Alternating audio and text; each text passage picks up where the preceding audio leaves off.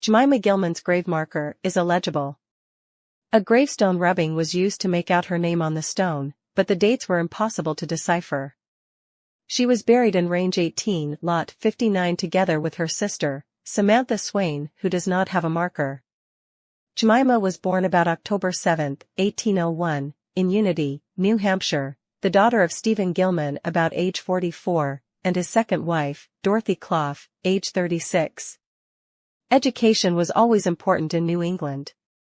The earliest law establishing schools in Massachusetts was written in 1647. New Hampshire's history is complicated with a time it had its own provincial government and a time when it was part of the Massachusetts colony. Under King George II, New Hampshire returned to its provincial status with a governor of its own in 1741. The state required some kind of school to be maintained in some way to teach reading and writing and arithmetic. Both boys and girls were able to attend free public schools. Reading was taught from the Bible, and arithmetic was taught by the teacher without a textbook. Though, depending on the town, school attendance might be sporadic or the basics were taught in the home. When Jemima was a girl, Unity had a population of about 1,000.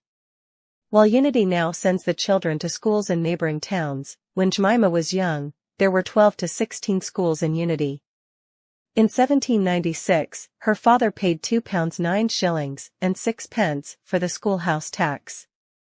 While Jemima could probably read, write, and do her sums, she was not expected to work outside the home. The men in her life would care for her. First her father, and then her husband. She would have learned the skills needed to care for her home and family: cooking, cleaning, sewing, preserving, gardening, and treating illnesses and injuries. She was 29 when her father passed away in 1830, but her father continued to provide for her and her unmarried sisters. Jemima, Dorothy, and Samantha were each bequeathed $50 together with the privilege of having a home at my now dwelling house so long as she shall remain single. Stephen also left his widow the use of 1/2 of his land, all his household furniture, 1 cow, 6 sheep, and the use of 1 horse, saddle, and bridle so long as she shall remain my widow. Sheep were a major industry in Unity, and the earmarks were assigned and recorded in the town records. The widow Gilman had 2 men aged 20 but under 30, 1 girl aged 10 but under 15, and a girl aged 20 but under 30 living with her in 1830. This would have been her son Benjamin, who had inherited his father's real estate together with all the livestock, farming tools, carriages, and the remaining personal property, and her son Cornelius, who had inherited $300. Jemima, Dorothy, and Samantha were all single when their father wrote his will on March 8, 1826, but only 2 of them were living with their widowed mother in 1830, probably Jemima, who was still single and living with her mother in 1850, and Samantha, who married in 1838. Benjamin had to wait 25 years before his mother passed away, and he gained total control of all his father's land. But Jemima remained single and was still living in the house, which was situated on property worth $600. Jemima may have remained single so she could care for her mother. Benjamin seems to have loved his sister as he named his daughter after her. Benjamin was prospering.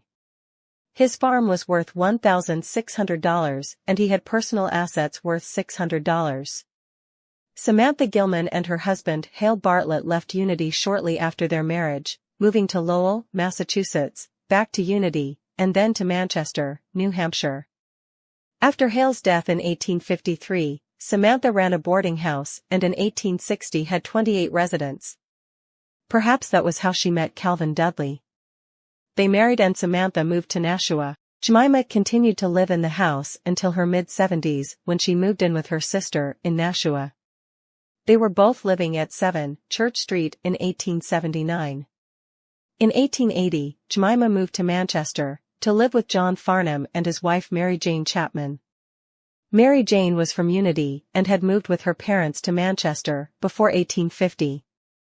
As Unity was a small community, with a population of about 1,000 people, it is not surprising that Jemima and Mary Jane were distant cousins, though without a genealogist in the family, they probably had no clue. Some Unity connection most likely brought them together, but the reason isn't obvious, but Nancy Maria Bartlett Hentoun was a common connection.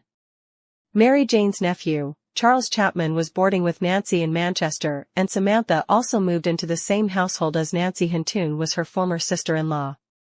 But Jemima and Samantha only stayed in Manchester for a few months. She and Samantha moved back to Nashua and lived together at 115 Walnut Street until Jemima passed away in 1883. In 1884, Samantha married Elijah Swain and they moved to Stoneham, Massachusetts, probably to be near her only child, Wilson Bartlett, and her grandchildren. She died there on August 6, 1905, and was buried in Nashua in the plot with Jemima on August 8, 1905. Judy Tatum's book, Old Homes and Places of Interest in Unity, New Hampshire 250 Years and Counting, has a map in the front that shows where the Gilman homestead was, and there is a photograph of the house Jemima and Samantha grew up in.